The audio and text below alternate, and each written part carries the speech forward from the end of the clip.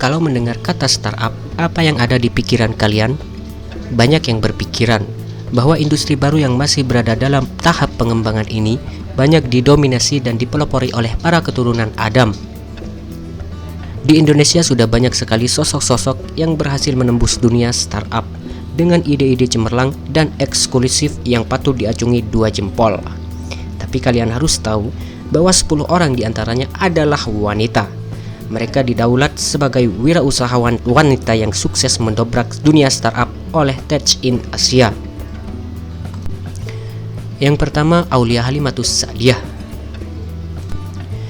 Pendiri toko buku online Kutu Buku ini berhasil mengembangkan bisnisnya dalam bidang literatur. Ia juga mendirikan Nulis Buku, sebuah wadah bagi para penulis untuk mempublis tulisan-tulisan mereka secara mandiri. Hebatnya lagi, ia juga memulai bisnisnya ini sejak tahun 2006. Padahal di tahun tersebut belum banyak orang yang melihat internet sebagai sarana bisnis baru. Selanjutnya, Catherine Hindra Sucahyo. Kalian pasti mendengar atau berbelanja di Zalora.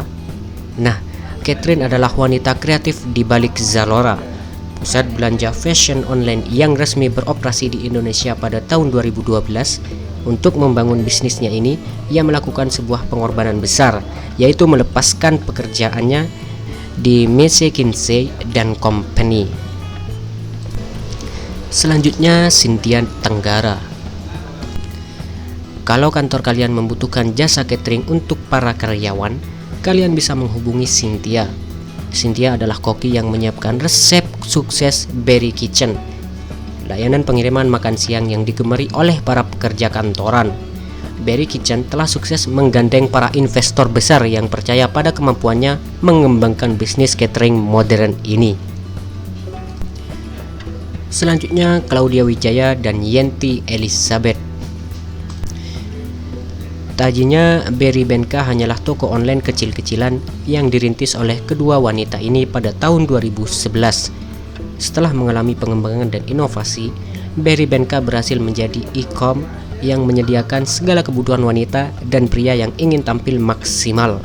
Saat ini, Berry Benka telah menerima investasi sejumlah lebih dari 60 miliar rupiah. Selanjutnya, Diajeng Lestari. Hijab adalah sebuah e-com yang diluncurkan oleh Diajeng Lestari. Berbeda dengan e-com lainnya, Hijab berkonsentrasi pada penjualan pakaian dan aksesoris yang khusus ditujukan untuk kaum muslim di Indonesia. Diajeng memulai usahanya di tahun 2011 dan ia pun akan melangkah ke pasar internasional tahun ini. Selanjutnya, Donna Lesmana. Untuk kamu yang sedang mencari koleksi lingger baru, silakan mampir di toko lingger online Donna. Lola.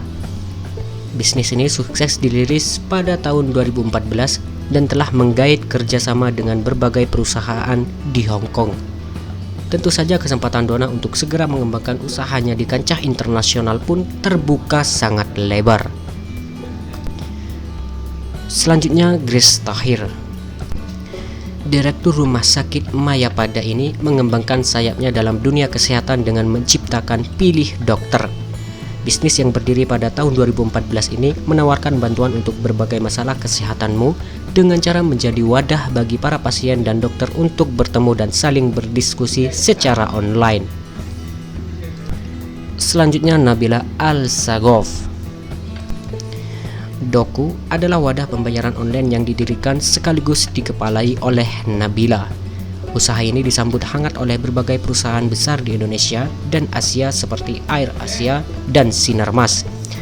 Mereka tak ragu untuk mempercayakan masalah pembayaran pada startup Nabila. Rahasia suksesnya adalah berani mengambil resiko dan mewujudkan mimpinya. Bahkan ketika itu, dia harus meninggalkan pekerjaan lamanya di Kementerian Pariwisata Indonesia. Selanjutnya, Veronica Linardi. Startup yang didirikan oleh Veronica ini adalah sebuah website yang menawarkan informasi mengenai gaji di perusahaan-perusahaan Indonesia. Para pencari kerja dan karyawan bisa saling bertukar data secara anonim di Kerja. Pengalamannya dalam bidang SDM memberikan keberanian untuknya membangun bisnis ini. Veronica juga memiliki perusahaan perekrutan kerja yang ia kepalai sendiri sejak 2006, yaitu Linardi Associates.